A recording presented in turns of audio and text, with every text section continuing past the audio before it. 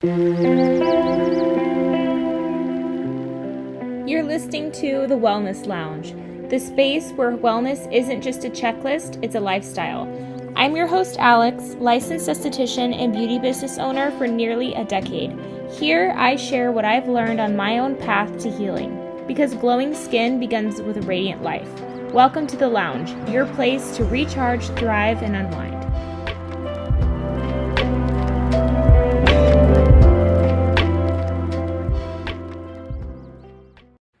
Hello, everyone. Thank you for tuning in to the Wellness Lounge. Today, I have a very special guest, Miss Kristine Barnes, who is a spiritual hypnotherapist and mindfulness guide. Thank you so much for sharing your time with us, Kristine. Hey, thanks for having me, Alex. I'm so excited to spend some time with you and your guest today. Today, we have a very special topic that we're going to discuss. It's a bit of a buzzword in the wellness community.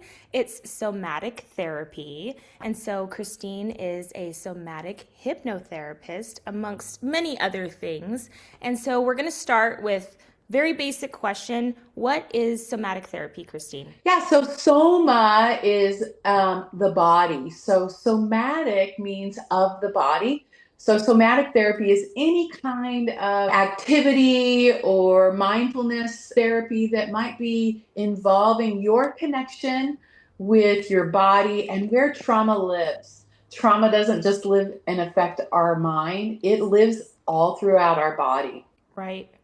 What inspired you to be a somatic hypnotherapist and get into this line of work? So it really kind of started from my massage therapy practice. When you go in to see a massage therapist and they're looking around your skin, your muscle tissue and stuff, we have adhesions. A lot of times those adhesions represent stored trauma in our body. And so I started thinking about the physical manipulation of maybe a deep tissue. You might have an elbow in a specific muscle, and that muscle might relax and you feel better when you leave. But the reality is that if it is a trauma that's stored in your body, that there's a mind-body connection to it. And so just doing the manual therapy can give you relief in the moment. But if it's a stored trauma, say from our childhood, then it might be the chronic place that we have trauma. I don't know about you, but I have a spot in my back, my QL muscle, and every time I really am overloaded, overstressed, and overwhelmed, my back goes out. Oh, But I know that that's where my body responds to its most stressful times.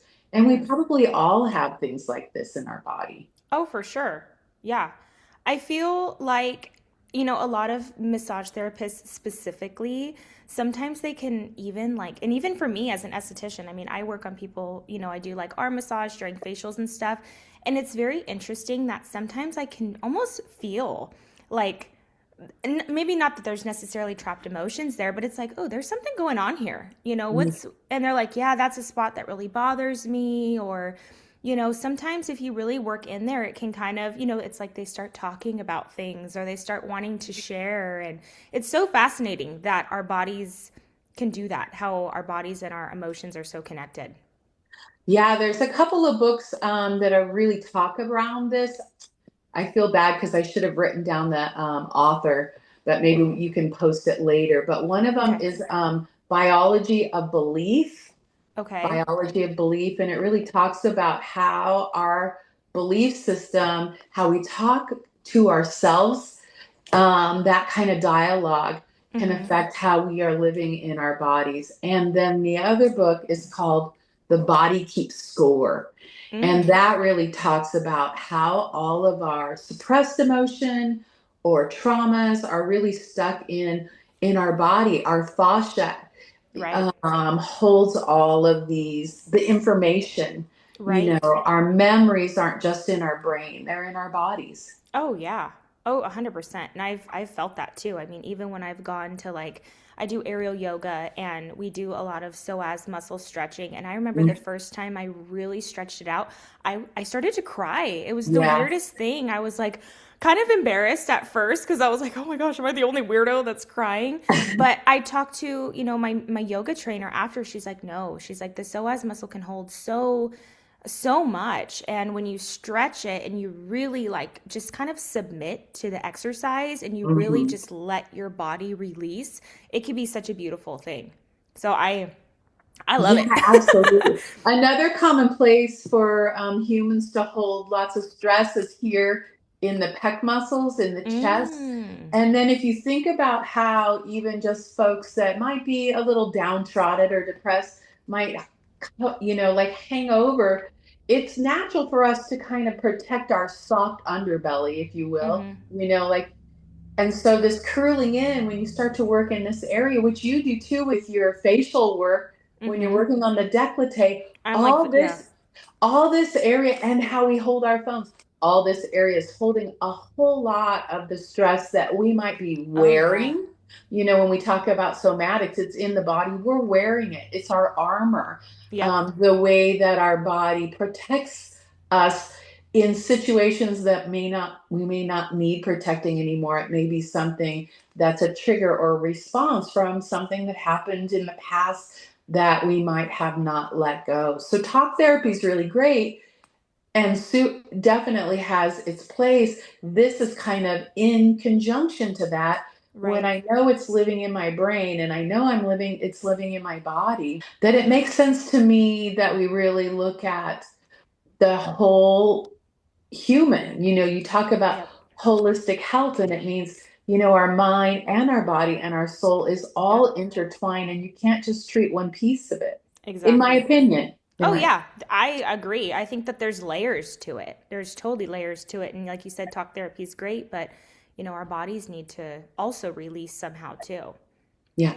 So how do you, in your practice, because you see people in person and virtually, how do you help them connect their bodies and their emotions and help them get to a place where they could release it? Because I know for a lot of people, it's easier said than done. It's like, okay, let me get to a place where I could release these emotions, but it takes people some time to get there.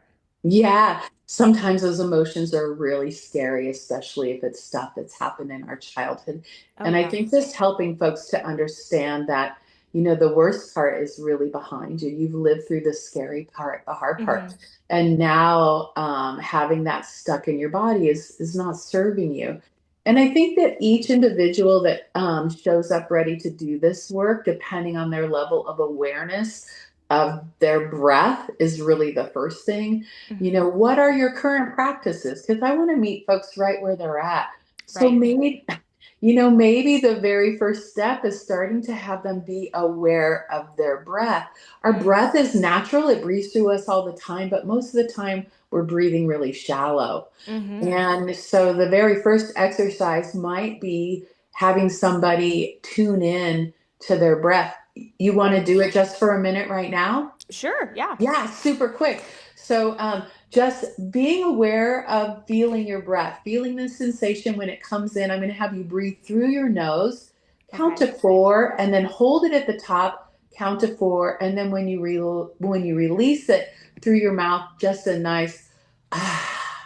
Okay. I'll show you, and then you guys can all do it with me. All right. Okay. So, I like to close my eyes, but you don't have to, right? And so again, I'm going to bring it in through my nose and count to four. And then hold it at the top and count to four. And let it out with a sigh, counting to four. All right, you guys do it with me, Okay. okay? You. Oh, I was doing it with you. No, that's good. Okay, Okay, here we I'll do go. it again. It's okay. I'll do it again. All right, here we go. So we're going to breathe in and hold and breathe out. I already feel like almost like an immediate kind of like like an aha moment. It was very much like okay, calm. Yeah. And so folks that already know what this feeling is like, I can have them connect into their memory of that. Like you already do yoga. Maybe some people do meditation. All those really are somatic therapies. And we Right. already do this naturally. When we take a big sigh, when stuff is really like heavy or we're Hmm. feeling a little like overwhelmed, lots of people will just take a natural sigh. Oh yeah. And that is our body naturally tuning in to what it knows heals us, really. The Mm-hmm. breath is the very first, super simple. It's always with you. You don't need any tools to kind of just, uh, Yeah. sink in. Oh, yeah. Oh, I love that. For those of you interested in seeing Kristine as your personal mindfulness guide, she has an office in Modesto, but she also sees clients virtually. Mention the Wellness Lounge for your free virtual consultation. For more information, check out her website, apath-to-clarity.com. apathtoklary.com. Okay, what's one practice that you can have your clients to feel more grounded? You know, we got our bodies connected now with our breath to our emotions. How can we feel a little bit more grounded and maybe kind of the next step after maybe doing the breath work? This idea of grounding is an interesting concept because a lot of people that do have a lot of stored trauma in their body, their psyche or their subconscious lives kind of out here. Oh yeah. Because the body has too much stress. So a Yeah. lot of times people will say, "Oh, I'm so in my head," or "I feel a little foggy," Yep. those kinds of things. So when I'm looking at getting somebody grounded, is it that they need to be grounded in their life and they need to like it's a big practice that they need to do every day? I garden. That's how I get grounded. Oh yeah. But, when you're out in the world and you're feeling, you've got emotions all the way around you, anxiety or stress or overwhelm or whatever the label is for what's going on, again, that connection to that first breath is really important. Right. The other thing is an emotional freedom technique. Have you ever heard of tapping? In therapy, I have actually I do like EMDR therapy with my therapist. Yeah, that's So she taps on me during certain therapy sessions. So that has been very beneficial. Yeah, so that is a somatic therapy. So that is something that Mm. you could actually do in the moment. And I teach at the massage school at National Holistic Institute, and sometimes being around other humans can be, overwhelming. And so, For and sure. sometimes we have lots of things going on, so it's important that we ground in Mm-hmm. for lots of things. And so tapping is really helpful for me. And you might start, it starts here like at the karate chop point. And these Okay. are all basically you're chopping here and tapping on meridian points within the TCM system so that you might be saying it with a mantra like, I ground and calm myself right here and now. Mm. Like, I'm here and now in my body. You might tap on something that's really giving you a challenge. Like, I really am ready to let go of my anger over this discourse this morning. Well, whatever it is. 'Cause I Yeah. don't know about you and I don't know about your listeners, but oftentimes I replay a story in my head over and over and over again until I figure it out. But sometimes Mm. that is going to get in my way. So tapping Oh, is for one of the sure. somatic things that I do to kind of get myself back in the here and now in the moment. Other things can be like just sitting in the chair. We can do this right now, all of us. Scoot your chair back a little bit. Make sure your feet are on the ground. I'm a little short, so I got to scoot forward. Yeah, I'm not very tall either. Scoot to the edge of the I chair. know. Funny. Right. And sometimes if you have the ability to take your shoes off and really get your feet on the ground and not your Mm-hmm. shoes, that's also really good. But just starting to imagine each individual toe and then the edges of all of your feet and then your heel all grounding in and connected to the planet. Mm.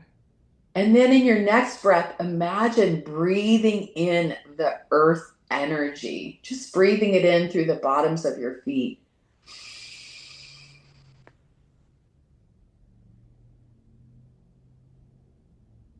For me, I can feel my lower body right now kind of tingling as I'm inviting Yeah, me energy kind too. of in. So now this next breath, imagine coming in all the way to your torso, past your hips and all the way into your big shoulders, breathing in through your feet, bringing in earth energy, grounding energy. all the way to your shoulders. Raise your shoulders, tense your shoulders, tense, tense, tense, tense, tense, and then let go. That felt good. I feel some people can feel maybe like some people don't feel tingly at all. Some people, they're like, oh, I don't really feel much. But I think, like, for me, I do yoga, I do meditation. I'm very much into being mindful. And so when you start to kind of learn how to sense it more, it's so crazy how your body will respond. And Yeah. when they say the energy of the earth, a lot of people, I have some people who are skeptical, of course. I feel like I'm sure you have people in your life that are like, oh, I don't know, that doesn't really make any sense scientifically how that works. But I tell people Schumann resonance is a scientific discovery that they found that the earth emits hertz frequencies, and our bodies can sense that and feel it, and the hertz frequency is so low so you can't hear it, like sound bathing, that those are frequencies you can hear, where the hertz frequency is so small. I think it's like 7.7 hertz or something. It's a very small amount of hertz, but our bodies can feel that. Same with like crystals and stuff. Crystals have those small amounts of hertz energy that some people can feel, some people can't, but I feel like maybe the more intuitive or the more in tune with your body, it's pretty crazy when you get to the point where you're like, oh, my feet are, that's tingly, you know? Yeah, and what practice gets stronger too. So the more that you practice Yep. these breathing exercises, the more that you have a desire to be more grounded in the way that you show up so that you're able to slow down and make choices about how you're responding to things Mm-hmm. versus reacting to things. Like Yeah. that really changes a person's life just by allowing yourself and recognizing the need to take a pause, Mm-hmm. right? I, Hugging a tree. I don't know. I am I a know, tree I love hugger. hugging trees. I If know, I I can totally go do lean too. against a tree and feel so much better, I can Oh, even yeah. just imagine being under a tree. And you mentioned the Schumann resonance. I use tuning forks as well in Mm. my practice because all the noise that we hear, noise. Right. All the stuff that we're inundated with, all this Mm-hmm. political discourse Yeah. right now, that's a lot of negative energy. The Yep. negative energy wears on our immune system, Oh, on yeah. our psyche. So to change resonance in the moment and start to help tune back into that natural Schumann resonance, which is a healing force for us. I don't know if we'll even hear it on this, but you I can heard it see it. slightly. You can hear it. You can see it vibrating. Mm-hmm. It's really low. But I can treat people with this right up next to their ear. Mm. I might not be able to talk to you when I'm doing it because I'll get so relaxed. Right? Uh, but these are tools that folks can buy for Right. themselves if it's something that they really want to Mm-hmm. do. And I use these tuning forks like before hypnotherapy starts to activate the theta and gamma vibration in your own brain that is more receptive to changing behaviors and letting go of obstacles and releasing stored trauma in your body. And so using hypnotherapy, the same idea is to go into your body and look at where things might be stored. Right.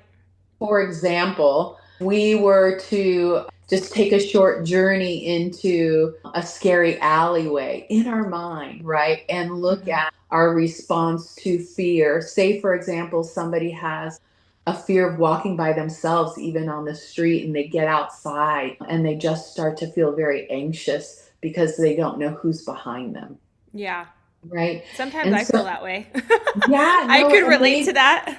yeah, absolutely. We all can, right? So, Yeah. but when we first start to feel that experience, even talking about it, you may have already felt like your erector pili, all of the hairs on your arm might Mm-hmm. stand up. That's that first somatic response of our body knowing, ooh, I need to be more alert here. I Mm. might have something that could be dangerous, right? Yeah.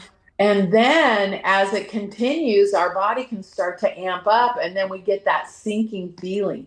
It might Hmm. happen right here in our diaphragm, right? And that's related to all kinds of energy centers, our chakra and stuff too.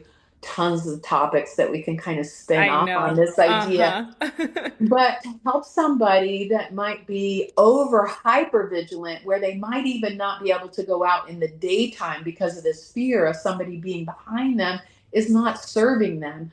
Being in that fight or flight response 24/7 is not good for our immune system, for our nervous system. And so if somebody was to come to me with that challenge, the first thing is to get into that feeling, take them to the feeling in their body in a Right. light trance, so that we can discover where did that trauma come from. Maybe I don't even remember on the playground when I was in second grade that I happened to have a blackbird that really chased me for a while. Hmm. Maybe the blackbird had a nest in a tree that I was playing by, and as a third grader or a second grader, having a bird chase us can be really traumatic, but maybe I don't remember it in this time Right. thing. So going back to that specific incident, so that my adult self, my conscious mind, has an understanding of why. And yes, thank you, body, for keeping me safe all this time, but there's no bird chasing me right now. Right, right. There's nobody following me and trying to harm me right now, and I need to calm down. Yep. That internal response that, yes, served me at one time, but not appropriate now. Right. Yeah, and I could relate to that sometimes with being an empath. I've really had to, and I know a lot of healers, you're probably an empath because that's Yeah, usually why you start getting into this industry is for because sure. you're like full of emotions and it's like as a child you don't really know how to regulate it, so then you kind of become a dysregulated adult and then it's like, okay, let's figure out how to regulate because that's not fun. But Right. feeling other people's energy or even feelings and emotions has I've had to learn how to navigate that, and okay, am I anxious in this moment? Am I fearful in this moment? Or if I'm am I picking up on somebody else's energy? And that's something that I've had to kind of tune into myself and be, how do I feel right now? Sometimes checking Yes. in with yourself. Or like you Yes. said, if you have that feeling, I ask myself all the time, why do I feel like this? Sometimes I don't get an answer. But when I do, it's like, wow, my subconscious almost knew the answer, but I Yes. didn't. Right. Well, here's the thing, like our higher self, our higher knowingness, and our connection to mm, that universal consciousness, Hmm. that idea is that we do have all the answers Oh, yeah. inside of us. And sometimes our ego mind, brain chatter gets in the way. Again, sometimes it's subconscious trying to keep us safe and like, hey, I appreciate you, but can you step aside? Because I really need to use my higher brain right now, my more rounded thought process to figure this out. And that's really what hypnotherapy helps folks do. Because in just being in that light trance, you are still completely conscious. You and I could still be having a conversation, but the idea is very much as it might be when you're meditating. You get Hmm. those downloads, right? It's like, Right. oh, where did that come from? And like you said, I didn't know it sitting here with all my stuff, but Yep. I knew it in here. Oh, yeah. You just had to And dig that's for it a little bit. and it's really kind of the opposite of digging. The more that we dig for it, the more we try. True. Sometimes You almost it's have to let go. it absolutely is letting go, and that's why hugging a tree or being under a tree and just being Right. in that moment Oh, kind of yeah. can let all of that other stuff shed, if you Oh, will. yeah. Again, back to that practice makes it easier. You're practicing mindfulness. You're purposefully looking for answers that help you to be more regulated, was the word that you Yeah. used. If you get to your age, or imagine even getting to be 60 like me, and you have tried other modalities, but you keep revisiting what your body knows how to do, then without even thinking about it, I've practiced all these non-serving type behaviors. So as I become mindful, it's not going to come naturally. You're Right. practicing. It is a practice. We Mm-hmm. have to notice when our mind is feeding us thoughts that aren't healthy Right. or that might even be true. Like you said, I asked myself, just slowing down and saying, wow, where is that coming from? And is it Right. true? Is it true today? And so some folks really do have a challenge with that anxiety part of our brain, overthinking. And so all these things, the somatic practicing, even just that square breathing that we started with, Mm-hmm. or making sure that your feet are firmly on the ground. Other somatic practices can be shaking or jumping, getting into the movement, dancing. How many of you love to dance? Like, Right. put on your favorite song. Oh yeah. And this saying of dance Well, like my nobody's. friends know I love to dance. So I'm like, I'm letting out my traumas. Leave me alone. But it really does. That movement is so good for us and it does help us feel better. Right. That's what music is so good for us. So, how has this helped you in your life? Oh boy. Um, that's probably longer than your podcast, but I know, right? I'll keep a short version. I mean, I think that taking a pause, a breath, or Mm-hmm. whatever I need in that moment, so that I can really choose to respond to a situation, a comment, a thought in a mindful way, and choosing my words rather than responding with emotion that sometimes we're not even sure why we respond in that way. And then I am traumatized by thinking about, why did I say that? Boy, what do they think about what I said? And then this whole kind of stream of things that torment me with my own thoughts. So that's really the first thing that I think it's helped me with, is to just slow down. Right. And I think the speed of inputs that we get through society, our own brain, our family, our life being busy, and Mm-hmm. really, I think the speed of the planet is kind of going really fast right now. Oh, for sure. That energy, I think, can be an invisible push Mm-hmm. all the time from behind us. So sometimes I need to like step out of the way of the push. It's changed my relationships. I'm not so quick to temper. Yeah. I'm the idea of choosing your battles is so much easier when you can slow down and really choose. Like in this moment, what I'm going to say, is it kind? Is it helpful? Is it Right. truthful?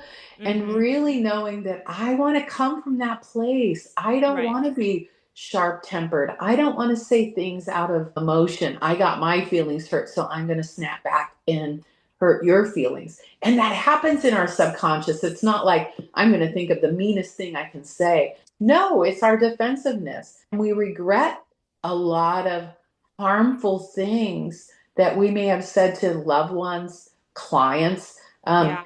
humans out and about, that was unnecessary. And then we're carrying the resonance, the energy from Mm-hmm. maybe not being our kindest self because we're quick to react instead of respond.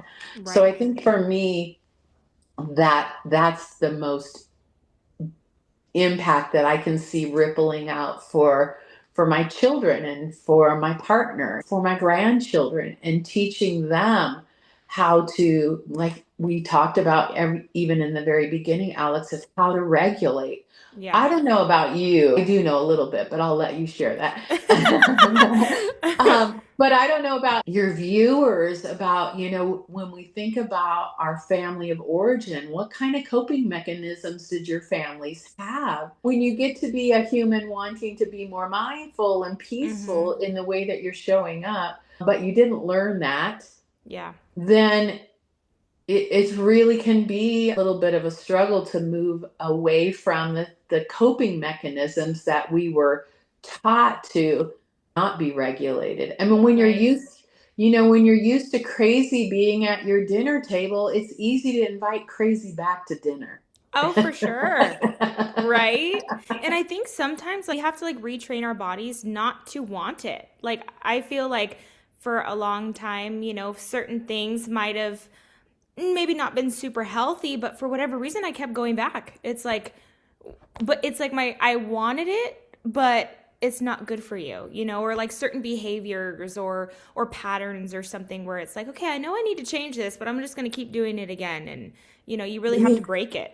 Yeah, you really Yeah. do. I mean, you can start to see patterns and maybe you might not see them, but maybe somebody can help you see them, Right. even just going into your subconscious and asking, what's this pattern about? And maybe Mhm. you picked the same type of friend. And if you look back, you're like, every single friend has really leaned on me or used me for a sounding board, a therapy board, and I Yeah. take in all of their stuff because I want to be a helper, and but I don't have good boundaries around that, and then I am Right. carrying all of their weight. So Right. it doesn't mean that you have to abandon your friend, but it's like, how do I now show up in a way that honors me, and I'm not Right. sacrificing what is really most important for me, and still holding support and a place for my friend without taking on her stuff. You might see patterns in people that you date because of some trauma, of course, of your first male figure. A lot of us carry stuff around dad and father Right. issues and masculine energy in our lives, and we can get really twisted around stuff like that. And then Right. you can start to see behavior. So, those are some of the traumas that can be held in our bodies that when we're not in our highest mind and we are in that ego, I'm hurt, Right. I'm traumatized, I'm sad, I'm lonely, I'm whatever the story is, those stories living in our body, just being aware changes how we respond somatically. Triggers are not as sharp. They might still be there. Like you mentioned, it's layers, it's an Yeah. onion. But when the trigger happens, being in your body really you can really say, oh wow, I'm really feeling poked right now. I need to deal with that, but maybe not right now. Right. Maybe let me take a step back. Take a couple minutes to reflect before I respond. Yeah.